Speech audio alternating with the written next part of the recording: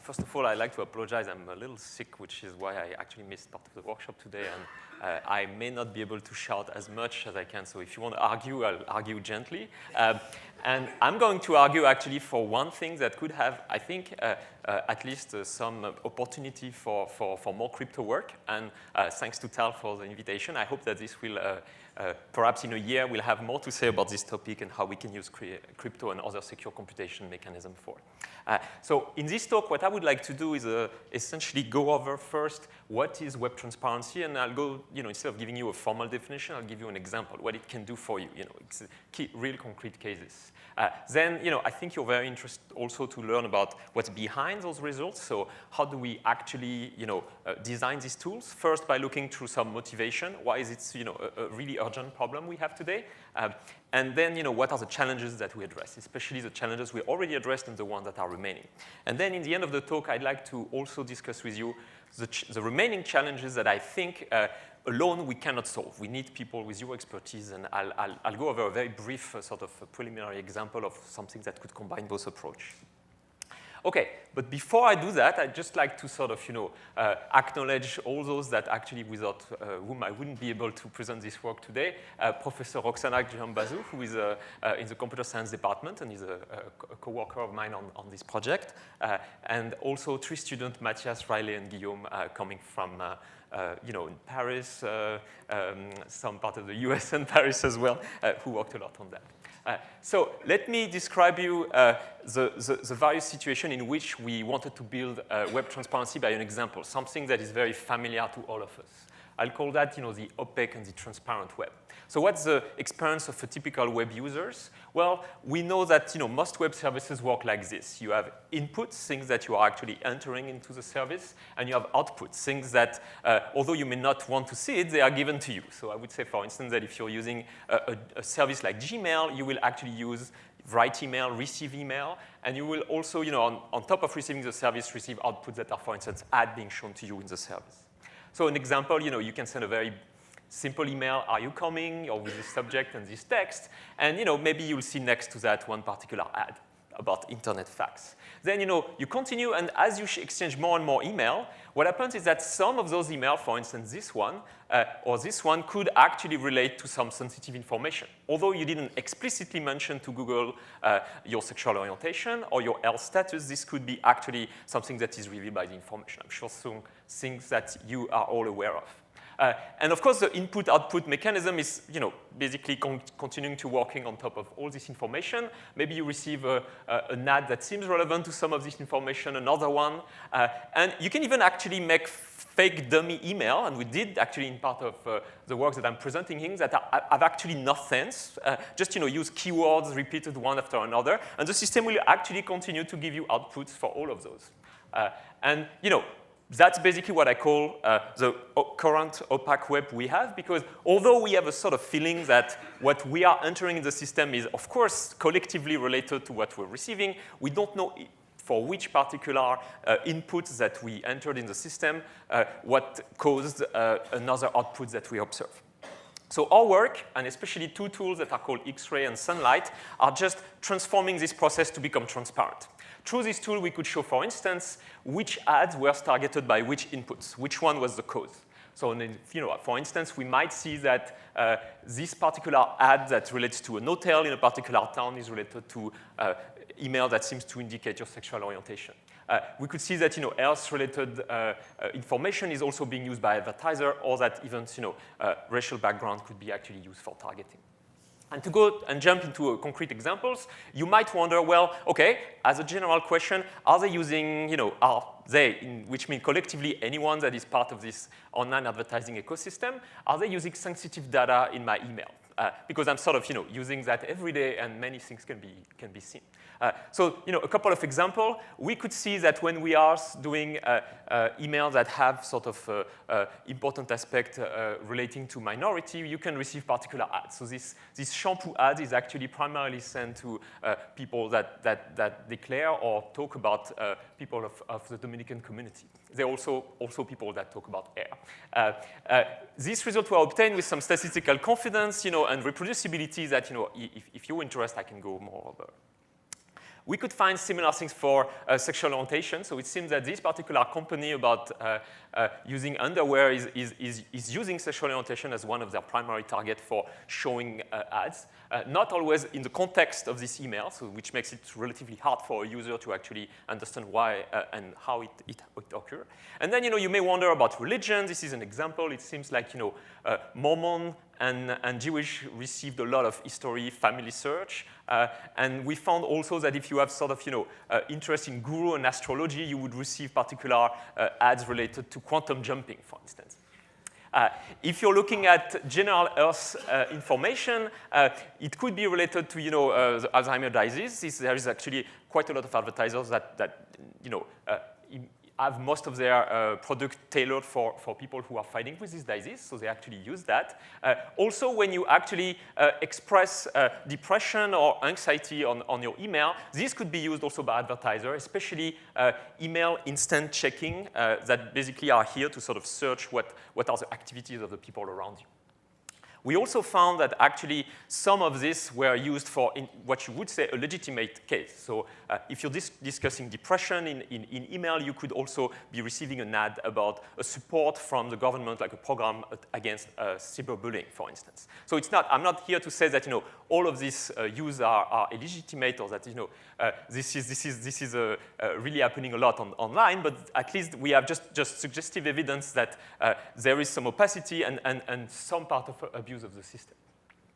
So that's what web transparency. We would like to do that, for any personalized system that we are using today. I show you an example on email, but our tools actually are agnostic and work on any services, and we like to, just extend the reach to which we can make the web transparent. Before actually showing you a little bit of the methodology, I'd just like to give you a couple of motivations why we need to do that today. And maybe this would start a debate over, should we work on the privacy that will be ready in 2020, which I think the answer is yes. But I think we should also work on problems that we currently see harm being caused as we speak. And this is more or less, the focus of this talk.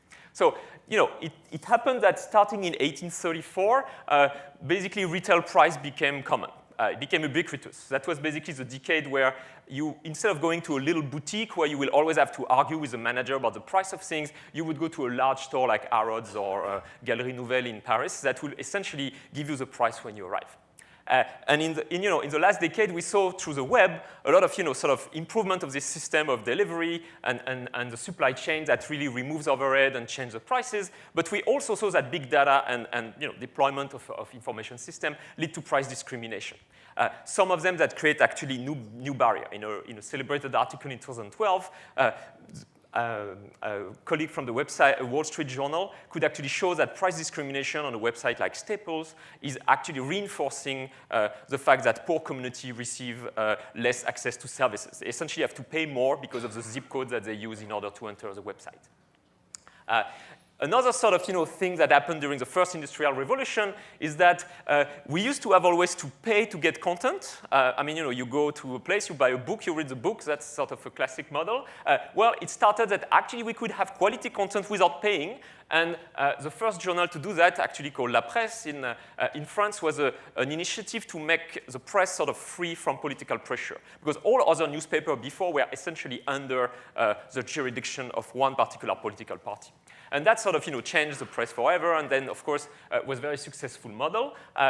And in 2015, this model has just multiplied. We see more and more free content, and I think it's great. We should embrace that. The problem is that it has also challenged our value because the revenue model of this content is to play advertising next to everything, and that starts to sort of harm some of the users. A classical example in 2013 was showed that the ads you see when you make a search on Google for a particular researcher or doctor or lawyer would be different depending on the first name, especially first name that will be Afro-American or white will receive completely different ads. So in this particular example, a neurosurgeon from Harvard University, if you type that in Google search, you will receive ads that are essentially asking, has this person been arrested? And the particular targeting was actually based on the first name that was prominently Afro-American for this person. So this is just another thing that it's a great progress. We want to continue, but the current situation is just changing how we use it. A last one that I would like to sort of mention is that, it's the decade of the 1830s to 40s are also the decade where essentially large national newspapers were created, the New York Tribune being an important example. And this is the first time that information was found nationwide, just because at this time there was not the network of information we have there, so candidates could essentially travel the country, make different promises wherever they are, and actually never stick to their promise, because they would promise something in the East Coast, promise something in the West Coast, and not be totally accountable to what they have been saying. So having a national newspaper network that was deployed at that time allowed to sort of address that and keep accountability of the democracy. And today, in 2015, we see great ways in which the web helps new activism and others, but we also see the web being used to targeted political speeches. In 2012, an article in the New York Times has shown that if you visit a political candidate, I think in this case it was a Democrat, but this happened on both sides, you would receive a different actual welcome message depending on whether your cooking history will reveal that you have visited a religious website or an adult website, because you might be, of course, reacting to different political message. And that creates a problem, not necessarily because this is wrong, but because this is very opaque, and we would like to know what is happening. Another interesting project called the Message Machine show how email campaigns were using actually particular kind of targeting during the 2012 elections, if you're interested. So what's the common cause here? We'd like to reconcile big data, which leads to a lot of great things. I think we all agree that we can improve many services using information and learn about things like personal health or others. And we just like this not to challenge too much the values that are the basis of our society. And too far, so far, most of the answer to that problem was to say, well, we did it wrong the first time, now we're going to rebuild the web with privacy, or we're going to sort of, gradually deploy something that will allow the information, the ones that are sensitive, not to become known, and that would essentially solve this problem eventually. Well, I'm arguing that this is really important to do that. I totally agree, but I think we should also work on making the current web we have transparent. In a way, we are not trying at all costs to prevent future injuries, like maybe when new things will be deployed, like on personalized medicine. We are trying to fix the moral hazard of the web as it is today. And there are multiple ways to fix it, but one of them is essentially to have an accountability mechanism where any misuse of information being revealed serve as a sort of deterrent for any part that a company wouldn't like to be known about the way they are using their user information. So this talk is essentially showing how you can do that, and also how, based on the current research that we have, we probably need more secure computation tool in order to progress. As this famous quote from Brandeis made, sunlight is said to be the best of disinfectant. As you make something transparent and known, the system sort of heals itself, because there's a sort of publicity can do a lot of harm to company with brand names, and this is essentially one important way to improve on this situation. And I would hope to convince you that there's an actual impact if you work on transparency. And the true reason why I'm hopeful with this topic was, the first one is that after working on privacy for quite a while, the privacy problem is technically very hard. I mean, it's actually hard to prevent information to get known and to be disclosed and to be leaked. It's hard for technical reasons. It's hard for usability reasons. Here, transparency is a relatively new problem that some could argue is actually easier to achieve. And in fact, I will show you new tools that show that it is, at least to some extent, practical today.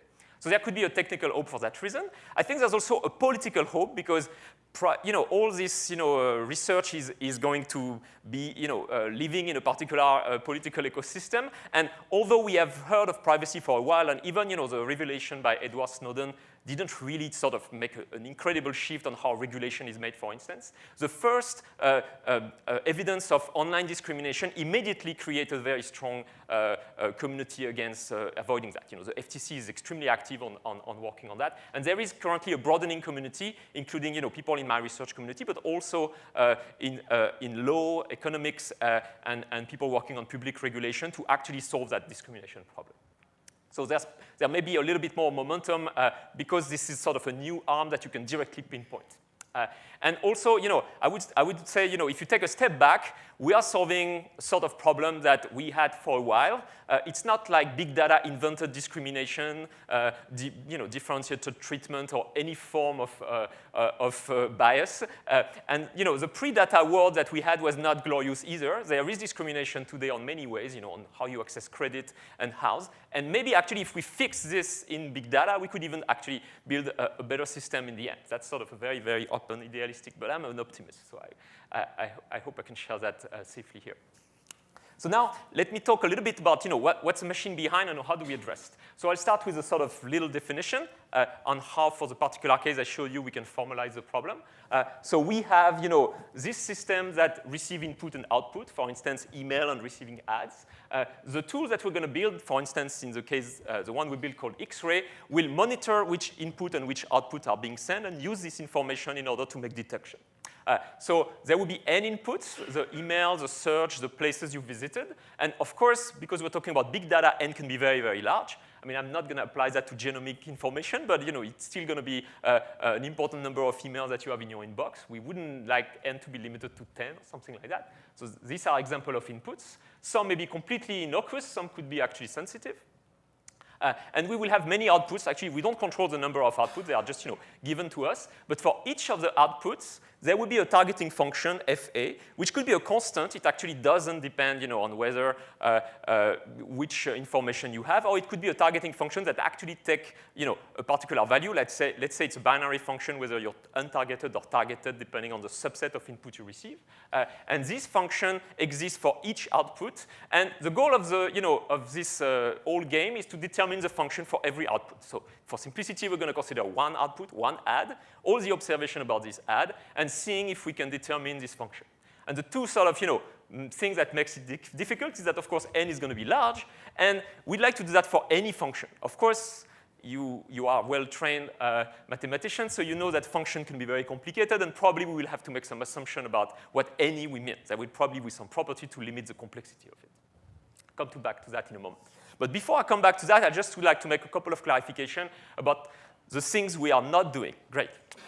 The first thing is that this problem is not to keep sensitive data out of ice. In this problem, I'm actually sending my inputs to the system. There's no way I actually prevent this information. In fact, this system works even after you have disclosed sensitive information. That's an important fact.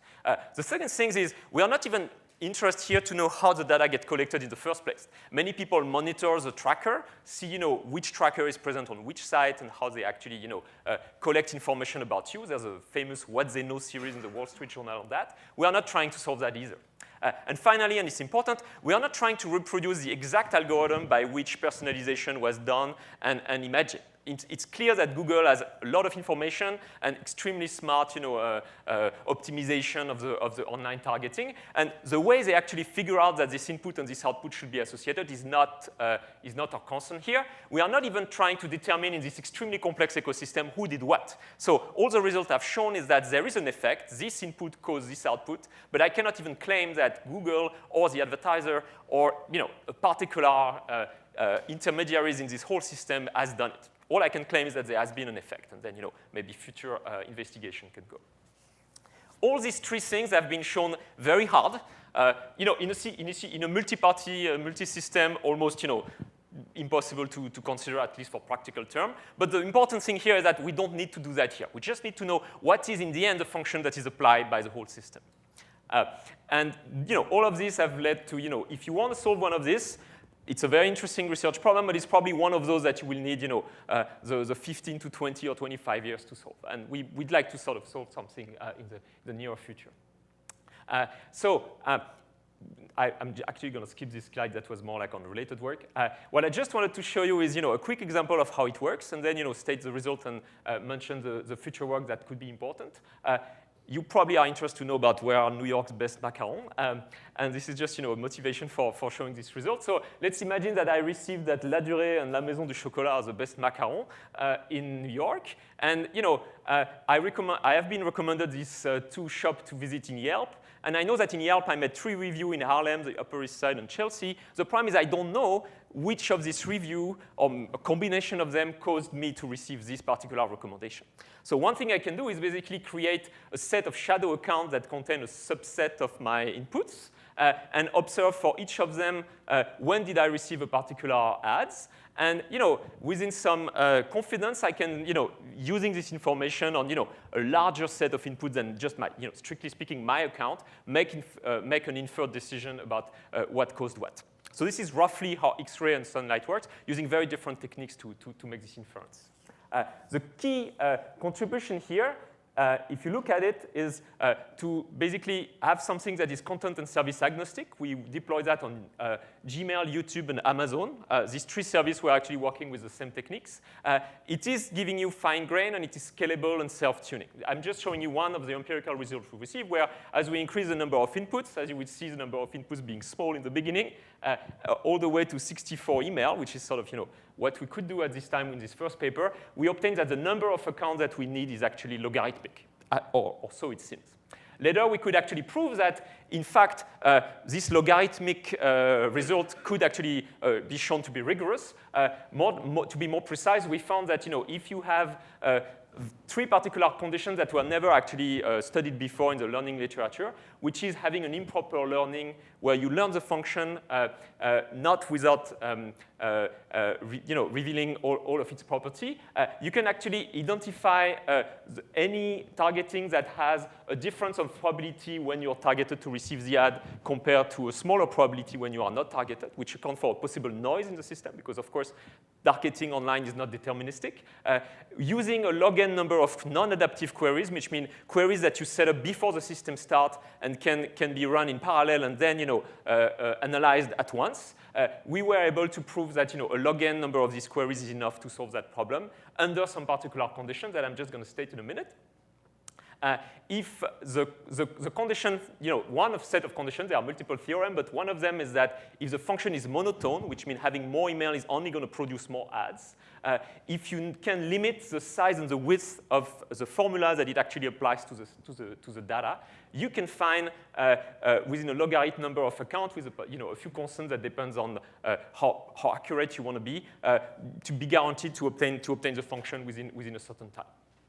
And there's interesting open problems on how you can actually leverage what we call the targeting lift, which is this difference of probability in receiving the ad when you are targeted as compared to receiving the ad when you're not targeted. Because if these 2 probabilities are equal, there's no information in the system. So we need some difference, what we call the targeting lift.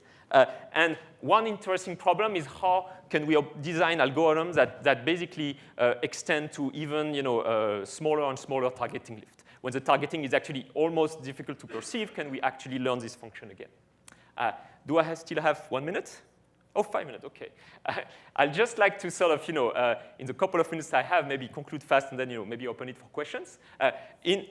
Why do, all this is, a way for you to survey a little bit of the web transparency work, and I'll be very happy to discuss with you if you're interested in knowing more details about it. But the main point I wanted to bring forward today is that we are still quite limited. The dilemma of a web user, if we consider what is available as an option today, is as follows. So you could do as yesterday, which is essentially to use the current web service, send your inputs and receive your outputs in, let's say, something like Gmail.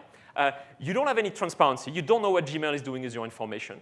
You might try to guess. You might, in some cases, it could be obvious, like if 2 things seem absolutely related and occur always together. But otherwise, you have no guarantee. And there seems to be some privacy concern that your data can be misused. Of course, you still have the relatively good privacy that provides Google. It's not going to provide your email to absolutely anybody in any way, because this is a big company and they would get into trouble. But you would essentially not be sure that a third party is not exploiting that in a way that you wouldn't like. Or, and that's what we have today, you could decide to do something like X-ray.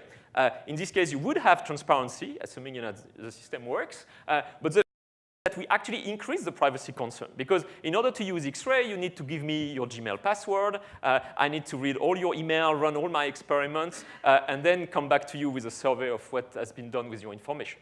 Or if you don't want to do that, you need to buy a machine and has 100 Gmail accounts and run your own information, and it's extremely costly.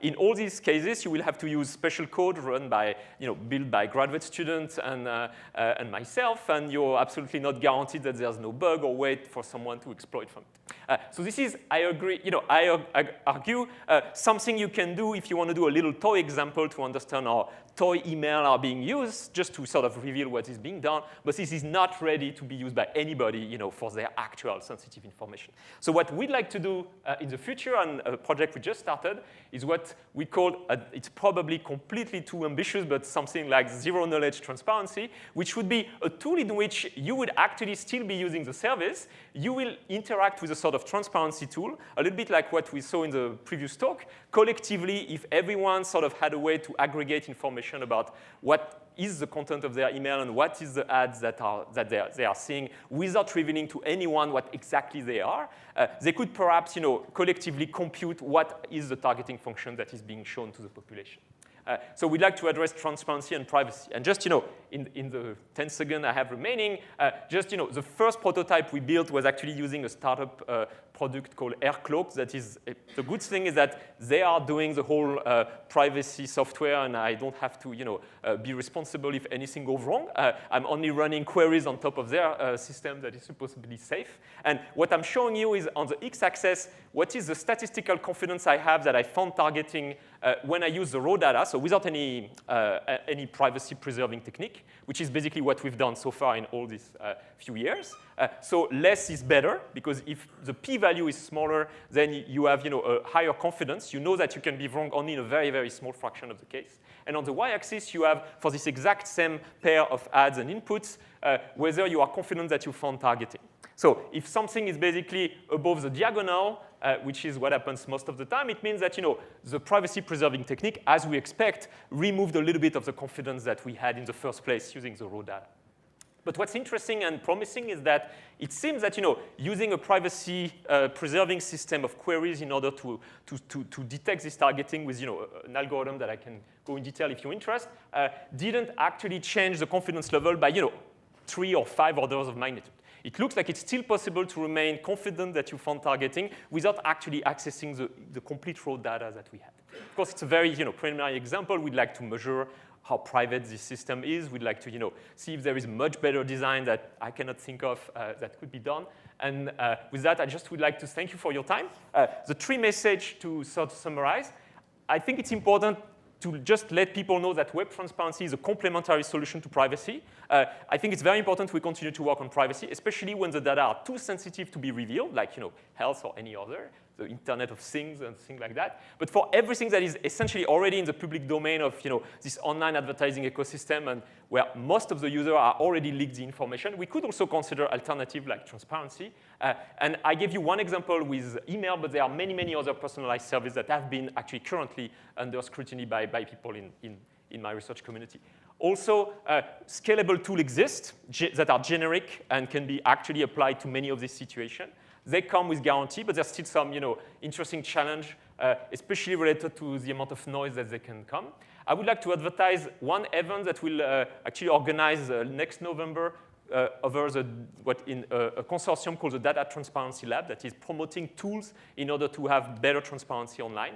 There's a call for grants in May, and there's an event that will be organized at Columbia in November. And we're trying to sort of get more people to work on that. And if you are interested by the opportunities that are open for secure computation and cryptographic protocol in this area, please come to me after the talk. I'll make sure I wear a scarf not to infect you with my virus, and I'll be happy to answer questions. Or email is very safe if you don't want to take any chance. Thank you.